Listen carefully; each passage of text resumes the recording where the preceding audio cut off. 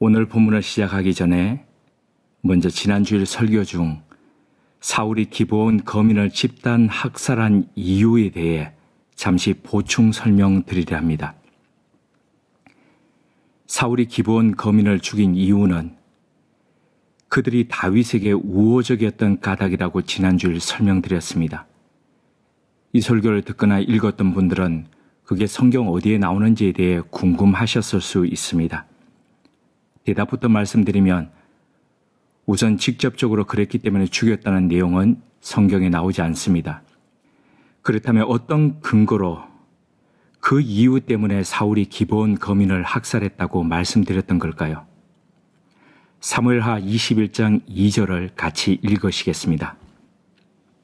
기브온 사람은 이스라엘 족속이 아니요 그들은 아모리 사람들 중에 남은 자라. 이스라엘 족속들이 전에 그들에게 맹세하였거늘 사울이 이스라엘과 유다 족속을 위하여 열심히 있으므로 그들을 죽이고자 하였더라. 이에 왕이 기브온 사람을 불러 그들에게 물으니라. 이 내용을 간단히 풀어 설명드리겠습니다. 기브온은 가나안의 원주민이었던 7족속 중에 하나였는데 여호수아 정복 당시 조약을 맺음으로써 살아남았습니다. 그 계약 때문에 건드리면 안 되었는데 사울이 그들을 학살했습니다. 좀 전에 읽었던 구절을 보면 그 이유가 이스라엘과 유다 족속을 위한 열심 때문임을 알 수 있습니다. 근데 그 열심은 어떤 열심입니까? 대부분의 성서학자들과 주석가들은 그것을 순수 유대주의 또는 이스라엘 순혈주의라고 설명합니다. 비유하자면 히틀러가 우생학에 의거해 유대인들을 집단 학살했듯이 사울이 유대 지역 내의 이방인들을 인종 청소했다고 설명합니다. 근데 저는 이런 설명이 세 가지 때문에 납득이 되지 않았습니다. 하나는 사무엘서 전체를 보더라도 사울이 유대 순혈주의를 고수했다는 부분을 전혀 발견할 수가 없었습니다. 다른 하나는 당시 이스라엘 전역에 기브온 거민뿐 아니라 다른 민족들이 함께 섞여 살았다는 점입니다. 예를 들어 블레셋 가드 사람 오벳 에돔 집안도 그렇고 오늘 본문에 등장하는 여부스 사람 아리우나의 집안도 그러합니다. 이 밖에도 다윗의 신하들 속에도 헷 족속 우리아를 비롯해 블레셋 가드 사람 이떼 등이 주요 직책을 맡아 있을 정도였습니다. 그러니 유대 순혈주의를 고수했다면 굳이 기브온 사람들만 죽일 것이 아니라 이스라엘 전체의 인종 청소를 했어야 할 정도로 이미 유대 사회는 다민족, 다문화 사회였습니다. 그렇다면 사울은 왜 굳이 기브온 거민을 꼭 집어서 집단 학살을 했을까요? 저는 앞서 읽었던 사무엘하 21장 2절의 말씀 중에서 이 부분에서 실마리를 찾았습니다. 사울이 이스라엘과 유다 족속을 위하여 열심히 있으므로 그들을 죽이고자 하였더라. 이 구절의 원문을 재번역해보면 이렇게 표현할 수 있습니다. 사울이 이스라엘과 유다 족속의 질투에서 기브온 거민을 죽이고자 하였더라. 우리말 성경에 열심으로 번역된 단어의 원래 뜻은 질투식이라는 뜻을 지녔을 뿐 아니라 원문에는 위하여라는 보조동사가 없습니다. 그렇기에 사울이 이스라엘과 유다 족속의 질투에서 기브온을 죽이고자 하였다는 번역이 가능합니다. 그렇다면 사울은 이스라엘과 유다 족속에 왜 무엇 때문에 질투했을까요? 사무엘서를 보면 사울이 질투한 대상은 단 한 명밖에 없었습니다. 다윗입니다. 그가 자신의 왕위를 뺏을 자라는 인식 때문에 왕으로 재위하는 동안 대부분의 에너지를 다윗을 죽이고자 하는데 쏟았습니다. 일례로 다윗에게 음식을 제공했다는 이유만으로 노베 제사장 85명을 집단 학살할 정도로 그는 다윗을 시기했고 질투했습니다. 그러니 골리앗을 이겼던 다윗을 그리워하는 이스라엘과 유다 족속이 못내 못마땅했던 겁니다. 그런 가운데 유다 지파와 경계선을 맞대고 살았던 기브온이 유다 지파와 가까운 관계를 유지하는 것이 눈에 가시였을 수 있습니다. 그러니 노베 제사장들을 학살했던 것처럼 기브온을 본보기로 처단하여 사람들을 단속할 필요가 있다고 여겼을 수 있습니다. 이런 이유로 비록 여호수아와 조약을 맺었음에도 불구하고 기브온 거민을 학살했습니다. 지난 주일 설교를 읽은 외부의 분이 질문해 오셨길래 대답했던 부분을 우모름 가족님들께도 설명드렸습니다. 바라기는 우리 교회 분들도 설교 후 질문해 주셨으면 좋겠습니다. 오늘 본문으로 들어가겠습니다. 본문의 시작인 사무엘하 23장 1절의 앞부분은 이렇게 말씀하고 있습니다. 이는 다윗의 마지막 말이라. 어느 누가 했든지 간에 마지막 말은 중요합니다. 마지막 말에는 한 사람의 생이 걸어온 무게가 실려있기 때문입니다. 이런 연유로 심지어 죄수라 하더라도 최후 진술의 기회를 주고 그 말이 끝날 때까지 기다렸다 형 집행을 합니다. 근데 오늘 다윗의 마지막 말은 말이라기보다는 한편의 시 같습니다. 지난주일 사무엘하 21장에서 24장의 구조를 설명드릴 때 언급드렸던 것처럼 이것은 이야기, 사람, 시라고 하는 삼중 구조를 구성하는 시편입니다. 그러니까 다윗은 자신의 생의 마지막 시 또는 마지막 노래를 부르고 있었습니다. 영국에서 조명이 꺼지고 막이 닫히기 전 마지막으로 부르는 그의 노래를 살펴보겠습니다. 사무엘하 23장 1절에서 7절에 기록된 다윗의 마지막 말, 그의 노래는 앞선 22장의 노래와는 차이와 구분이 있습니다. 22장이 다윗 통치 초기의 노래인 반면 23장의 노래는 그의 인생 마지막을 앞둔 것입니다. 22장의 시가 지난날 하나님의 구원하심에 대한 감사인데 반해 23장은 다가올 미래에 대한 대망과 예언이 들어 있습니다. 23장의 노래를 시작하며 다윗은 자신을 이새의 아들 다윗이라고 지칭했습니다. 성의 없이 이름으로 불리던 사회였기에 아버지의 이름을 앞에 넣거나 출신지를 넣어 자신의 이름을 말하는 것이 통용된 사회였기에 그렇게 받아들일 수 있습니다. 그렇지만 예를 들어 에이브람 링컨이라고 하지 않고 링컨이라고 하면 그 링컨이 미국의 16대 대통령을 지칭하는 것임을 알듯이 성경 속 인물도 마찬가지입니다. 당시 다윗은 굳이 이새의 아들 다윗이라든가 베들레헴 출신 다윗이라고 할 필요가 없었습니다. 더군다나 일국의 왕이 자신을 그렇게 설명하듯이 부를 필요가 없었습니다. 그럼에도 불구하고 이스라엘 안에서 다윗을 일컬을 때 이새의 아들 다윗이라고 호칭을 썼던 사람이 있습니다. 그가 바로 사울입니다. 그는 다윗을 이새의 아들이라는 표현을 써가며 비하했고 멸시했습니다. 다윗은 현재 그 표현을 쓰며 하나님 앞에 노래합니다. 비천하게 취급받던 존재, 아버지에게조차 인정받지 못하던 8형제 중에 막내를 들어 사용하신 하나님 앞에 겸허하게 나아갔던 겁니다. 이 외에도 다윗은 자신을 노래 속에서 이렇게 표현하고 있습니다. 높이 세워진 자, 야곱의 하나님께로부터 기름 부음 받은 자, 이스라엘의 노래 잘하는 자. 자기 정체성을 일컫는 이 모든 말에는 하나의 공통적인 요소가 바탕에 있습니다. 그것은 다윗과 하나님과의 관계였습니다. 다윗은 자신이 잘나서 왕이 되었다고 생각하지 않았습니다. 그는 자신을 높여서 왕으로 삼아주신 분이 있다고 말합니다. 그분은 자신에게 기름을 부어 왕이 되게 하신 하나님입니다. 그는 그 하나님께 자신의 마음을 담아 노래합니다. 이런 뜻이 다윗이 스스로를 지칭한 정체성 속에 내포해 있습니다. 23장 2절에서 다윗은 하나님의 영에 감동해 이 노래를 부르고 있음을 이야기합니다. 3절 이하를 보면 그 내용은 하나님을 두려워하며 다스리는 사람은 돋는 해의 아침빛 같고 구름 없는 아침 같다고 말합니다. 다윗이 마음속으로 그리고 있는 평안한 삶, 평화로운 삶의 모습입니다. 이 복을 누리며 공평과 정의로 통치하는 이는 비 내린 후의 광선과 우미 돋는 새풀 같다고 표현했습니다.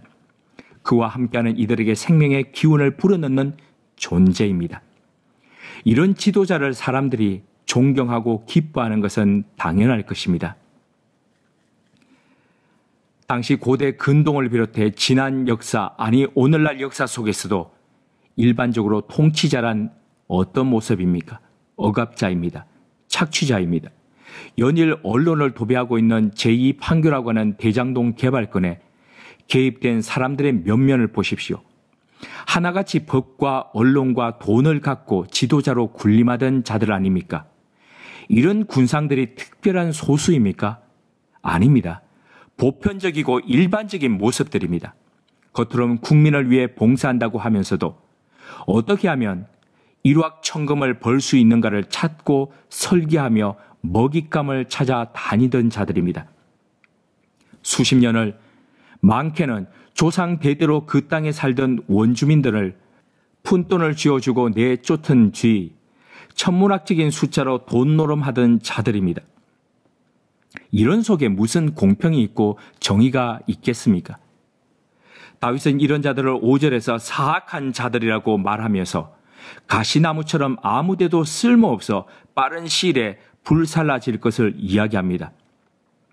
수백만 원, 수천만 원 투자해서 수백억, 수천억을 긁어 모아 돈잔치하던 자들을 심판하시겠다고 합니다. 다윗은 자신과 자신의 집안은 이런 사악한 시류를 쫓아 살지 않겠다고 합니다.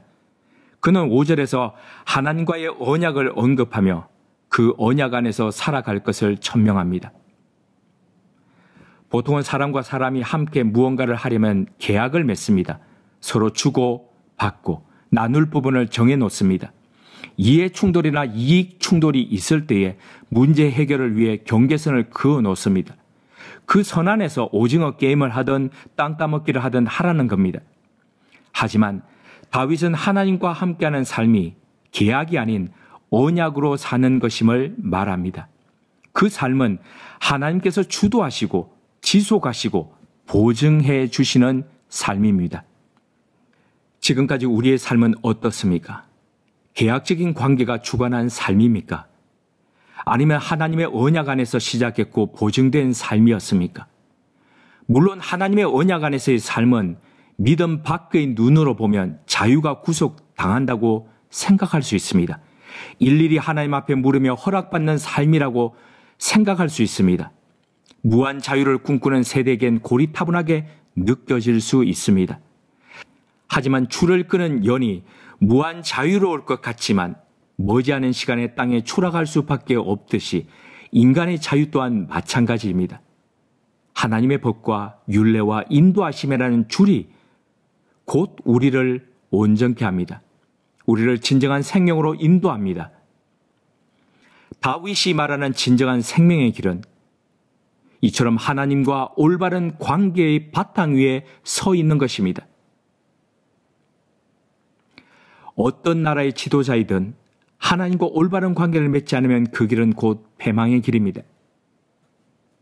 이것은 150편의 시편을 여는 첫 장인 시편 1편의 결론과도 연결되어 있습니다. 시편 1편 6절입니다. 무릇 의인들의 길은 여호와께서 인정하시나 악인들의 길은 망하리로다. 사무엘하 23장 8절 이하엔 다윗과 왕국을 위해 충성을 다한 다윗의 사람들을 소개하고 있습니다.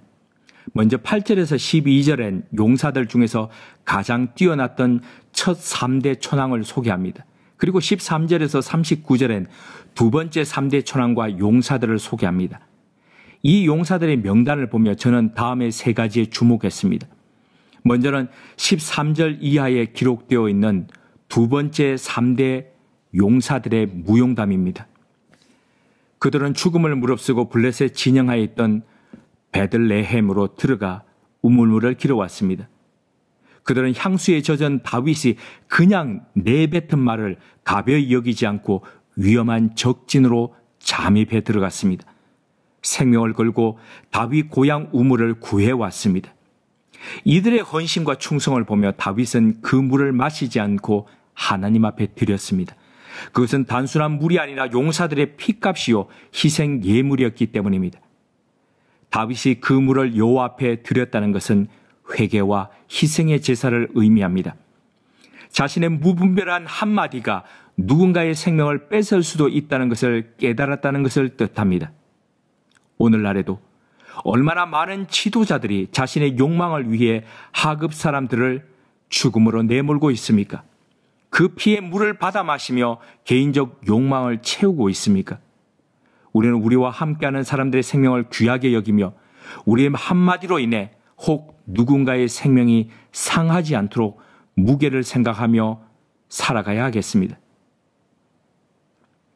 두 번째는 23장 마지막 절에 기록되어 있는 용사의 이름입니다. 다윗은 자신과 함께했던 용감하고 충성되었던 용사의 이름에 마지막에 햇사람 우리아를 기록했습니다. 여기엔 두 가지의 의미가 내포되어 있습니다. 하나는 다윗에게 충성을 다하다 희생된 우리아를 기록해 함으로써 우리아의 명예를 회복해 줌과 동시에 자신의 잘못을 끝까지 잊지 않는 행위입니다. 다른 하나는 다윗의 과거 행적을 고상하게 만들거나 도덕적인 인물로 둔갑시키지 않으려는 의도입니다. 다윗은 자신의 생애 마지막에 이르렀어도 늘 햇사람 우리아라는 이름을 기억하며 그가 어떤 사람인지를 잊지 않았습니다. 그 결과 동일한 실수와 악행이 반복되는 세상 속에서도 두 번 같은 실수를 저지르지 않을 수 있었습니다. 세 번째는 다윗의 용사 명단에 빠진 이름입니다. 다윗 통치 시기에 빼놓을 수 없는 용사를 한 명 들라고 한다면 단연 요압입니다. 요압을 빼고는 전장의 승리에 이야기가 되지 않을 정도로 그는 대단한 사람이었습니다. 그럼에도 불구하고 다윗은 자신과 더불어 왕국을 이룬 빛나는 용사들의 명단에 요압을 허락치 않았습니다. 이는 하나님의 법과 율례의 테두리를 벗어나 불같은 성격으로 자기 권력을 구축했던 요압 없이도 다윗 왕국이 가능했다는 것을 말하고 있습니다. 의식하지 않으면 생각지도 못할 요압의 부재를 바라보며 우리의 생을 생각해 봅니다. 하나님의 나라를 위해 나름 열심히 살았다고 자부했는데 그것이 하나님의 뜻과 기뻐하심이 아니라 자기 욕망에 기반했다면 우리 또한 조용히 그 명단에서 제외되지 않겠습니까?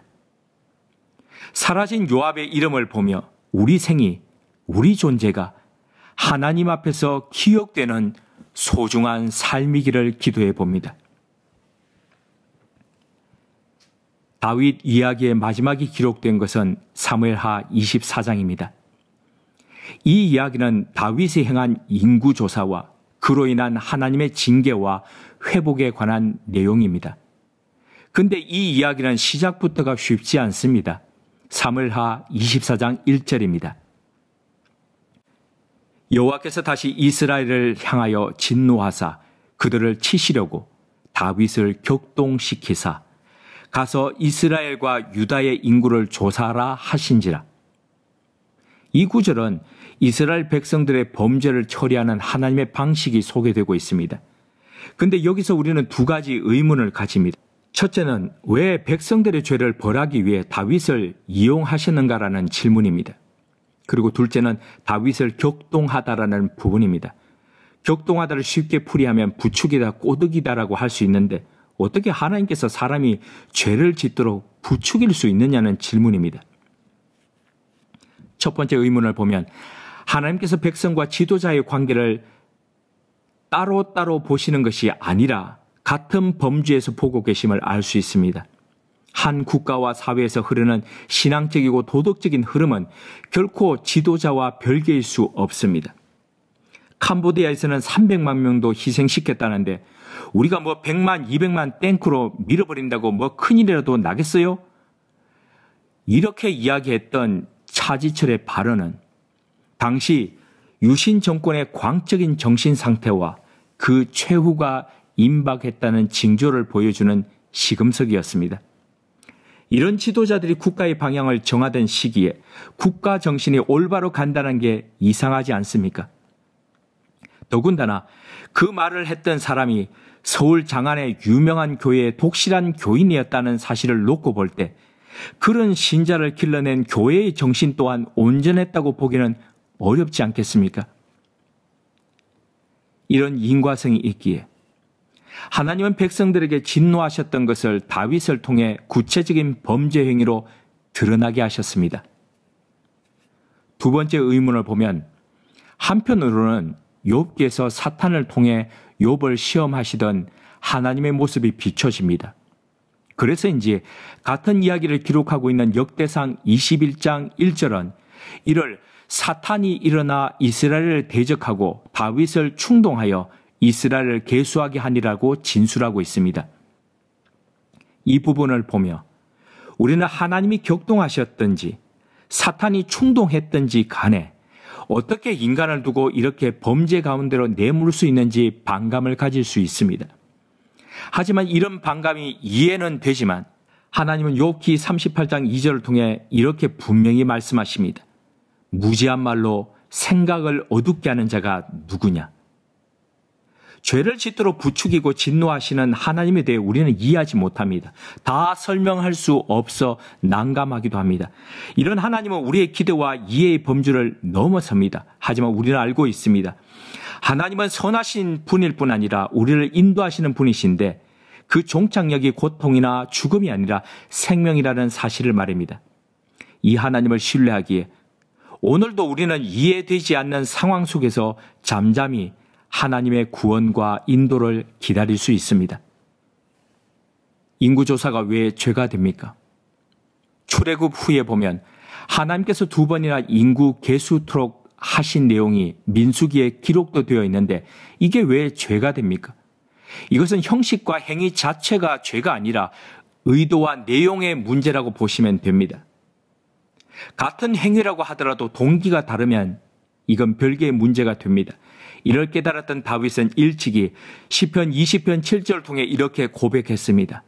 어떤 사람은 병거, 어떤 사람은 말을 의지하나 우리는 여호와 우리 하나님의 이름을 자랑하리로다. 하나님을 믿고 의지함으로 국가를 경영하겠다고 다짐했던 다윗이 초심을 잃었습니다. 군대를 믿고 세금을 의지해서 운영하겠다는 그의 의도가 인구조사로 드러났습니다.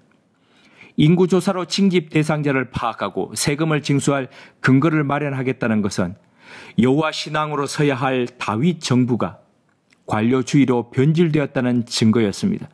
그러니 하나님께서 이를 벌하시기에 이르렀습니다.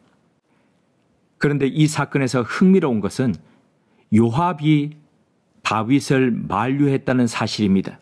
그는 인구조사를 강행하려는 다윗에게 이렇게 간했습니다. 사무엘하 24장 3절입니다. 요압이 왕께 아뢰되 이 백성이 얼마든지 왕의 하나님 여호와께서 100배나 더하게 하사 내 주 왕의 눈으로 보게 하시기를 원하나이다. 그런데 내 주 왕은 어찌하여 이런 일을 기뻐하시나이까 하되 평소 신앙과는 관계없이 살던 사람이 하나님을 이야기합니다. 하나님이 얼마든지 지금보다 100배나 더하게 하실 수 있는데 왜 신앙으로 살지 않고 인간적인 잔뇌를 굴려서 살려고 합니까? 라고 간합니다. 이 정도 이야기를 들었으면 정신이 번쩍 들만도 한데도 마음이 책동된 다윗은 범죄의 길을 재촉했고 그 결과 7만 명이 역병에 죽기에 이르렀습니다. 죽어가는 백성들의 모습을 보며 다윗이 하나님 앞에 엎드렸습니다. 슬퍼하며 간곡히 하나님 앞에 간구하는 그의 모습은 마치 생명책 속에 자신의 이름을 치우더라도 이스라엘 백성들은 살려달라고 하던 모세의 기도를 떠올리게 합니다. 사무엘하 24장 17절입니다. 다윗이 백성을 치는 천사를 보고 곧 여호와께 아뢰어 이르되 나는 범죄하였고 악을 행하였거니와 이 양무리는 무엇을 행하였나이까 청하건대 주의 손으로 나와 내 아버지의 집을 치소서 하니라. 인구조사처럼 다윗의 삶에는 크고 작은 실수와 잘못들이 많았습니다. 그럼에도 불구하고 성경은 다윗을 하나님의 마음에 맞는 사람, 하나님의 뜻을 다 이룬 사람이라고 평하고 있습니다. 왜 그렇습니까? 그는 자신의 죄 때문에 어려움을 겪는 백성들을 생각하고 기도할 줄 아는 사람이었기 때문입니다.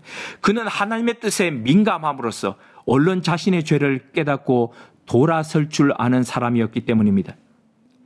사람의 성정을 갖고 어찌 하나의 실수도 없이 하얀 백지처럼 살 수 있겠습니까?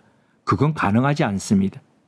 그렇지만 우리는 실수할 때, 잘못할 때 우리의 눈물을 지우개 삼아 하나님 앞에서 치우면서 우리 삶을 정돈해 갈 수는 있습니다. 다윗이 그러했습니다. 이런 다윗을 보시며 하나님은 모세의 기도 앞에서 뜻을 돌이키셨던 것처럼 마음을 바꾸셨습니다. 3일 동안 내리기로 하셨던 전염병을 그날 하루 만에 거두기로 하셨습니다. 그리고 선지자 갓을 통해 다윗에게 여부스 사람 아라우나의 타작마당을 찾아 하나님께 제단을 쌓도록 명하셨습니다. 아라우나의 타작마당이 위치한 예루살렘은 해발 780m의 산지였습니다. 740m에 달하는 도봉산보다도 조금 더 높다고 보시면 되겠습니다. 근데 그곳의 주인이 유대인이 아니라 오래전부터 그곳에 살았던 원주민인 여부스 사람 아라우나였습니다. 조금 이해되지는 않는 게 그 땅은 다윗이 점령해서 수도로 삼았던 곳입니다. 이름도 여부스에서 예루살렘으로 바꾸었습니다. 그럼에도 그 땅 소유자는 여전히 여부스 사람 아라우나였습니다. 성은 다윗이 점령했지만 개별 재산은 그대로 인정해 주었을 수도 있겠다는 생각이 듭니다. 뿐만 아니라 인종분리 정책을 쓰지 않고 그들이 유대 사회 속에 그대로 살고 있던 것을 보면 아라우나가 여호와 신앙으로 돌아선 사람임을 알 수 있습니다. 그래서인지 하나님은 이스라엘 사람의 터가 아닌 신실한 이방인의 타작마당에서 징계하던 천사의 칼을 거두게 하셨습니다. 그리고 그 자리에서 하나님께 예배드리게 하셨습니다. 이런 영적 장면을 숨어서 목격했던 아라우나는 자신의 토지를 기꺼이 그것도 무상으로 하나님께 드리기를 원했습니다. 하지만 다윗은 시세대로 정당한 가격을 지불하고 매입해서 하나님 앞에 속죄의 번제와 화목의 제사를 드렸습니다. 사무엘서의 마지막 구절은 이 예배를 보시고 여호와께서 그 땅을 위한 기도를 들으시매 이스라엘에게 내리던 재앙이 그쳤다고 진술함으로 마무리하고 있습니다. 인구조사로 인한 전염병 사건은 극적으로 해결되면서도 매우 담백한 진술로 끝을 맺었습니다. 이것이 사무엘서의 결론부입니다. 그런데 여기엔 세월이 흐른 뒤에 발견되는 하나님의 은혜와 섭리가 숨어 있습니다. 그것은 아라우나가 드리고 다윗이 매입했던 그 땅에 훗날 솔로몬 때에 예루살렘 성전이 세워졌다는 사실입니다. 하나님의 진노가 멈추고 재앙이 그쳤던 예배의 자리가 이후 수많은 사람들이 하나님을 기억하고 바라보는 성소가 되었습니다. 이 사실을 분명 기억했었을 솔로몬이 성전을 완성한 후 드린 기도엔 그 은혜와 속죄의 기도가 이렇게 기록되어 있습니다. 역대하 6장 28절에서 30절입니다. 만일 이 땅에 기근이나 전염병이 있거나 곡식이 시들거나 깐뿌기가 나거나 매축이나 황충이 나거나 적국이 와서 성읍들을 에워싸거나 무슨 재앙이나 무슨 질병이 있거나를 막론하고 한 사람이나 혹 주의 온 백성 이스라엘이 다 각각 자기 마음에 재앙과 고통을 깨닫고 이 성전을 향하여 손을 펴고 무슨 기도나 무슨 간구를 하거든 주는 계신 곳 하늘에서 들으시며 사유하시되 각 사람의 마음을 아시오니 그의 모든 행위도로 갚으시옵소서. 주만 홀로 사람의 마음을 아심이니이다. 다윗이 하나님의 말씀을 믿음으로 받아들이고 순종했을 때 그 자리가 하늘과 땅을 잇는 자리가 되었습니다. 하나님과 사람을 이어주는 성소가 되었습니다. 이렇듯 다윗의 이야기는 마지막까지 비록 범죄했지만 순종으로 하나님 앞에 나아갔던 한 사람의 이야기로 끝이 납니다. 그리고 그 이야기는 사람의 순종을 씨앗삼아 거룩한 신앙의 이야기를 이어가시는 하나님의 섭리로 연결됩니다. 이것이 다윗의 이야기를 마치며 우리에게 주시는 하나님의 메시지입니다. 비록 하나님의 섭리와 인도하심을 우리 눈에 다 이해하지 못한다 하더라도 하나님은 끝내 그것을 가장 선하고 아름답게 바꾸어 주시는 분이라는 사실입니다. 이 사실은 오늘이라는 현실을 살아가는 우리에게 신앙적인 도전을 줍니다. 그래서 현실에 좌초되지 않고 종국의 현실 너머에 계신 분을 보며 소망을 견지토록 하십니다. 저는 이 하나님을 신뢰하기에 믿음으로 2021년의 가을을 담대하게 그리고 새로운 걸음으로 걸어가 보려 합니다. 우모름의 가족님들도 이 믿음으로 함께 걸어가지 않으시렵니까? 함께 기도드리겠습니다. 하나님, 비록 우리처럼 크고 작은 실수를 하고 허물이 있었음에도 끝내 믿음의 사람, 하나님의 마음에 합한 사람으로 생을 마쳤던 다윗을 22주에 걸쳐 만나보았습니다. 그의 이야기 안에는 한나로 시작해서 사무엘, 사울, 요나단을 비롯해 다윗과 함께했던 수많은 사람들의 이야기가 엮여 있었습니다. 동시대를 살아가면서 어떤 사람은 하나님과 동행하기도 했지만 어떤 이들은 대적하는 자리에 서기도 했습니다. 다윗이라는 불세출의 왕의 자녀로 태어났지만 하나님의 때와 섭리보다는 인간적인 계획과 야망으로 자신의 생을 스스로 망가뜨린 압살롬도 보았습니다. 또한 다윗과 함께했던 수많은 용사들의 이름과 더불어 슬픔을 품고 하나님 앞에 6개월을 호소했던 여인 리스바도 있었습니다. 비록 이방인이었지만 그 어떤 유대인보다도 더 신앙에 단단히 섰던 오벳 에돔이나 아리우나도 있었습니다.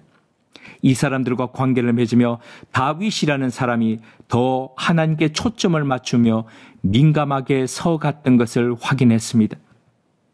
이렇듯 우리의 삶도 오늘 우리와 함께 하게 하신 사람들과의 시줄과 날줄이 엮이면서 만들어가는 하나님의 이야기임을 고백드립니다.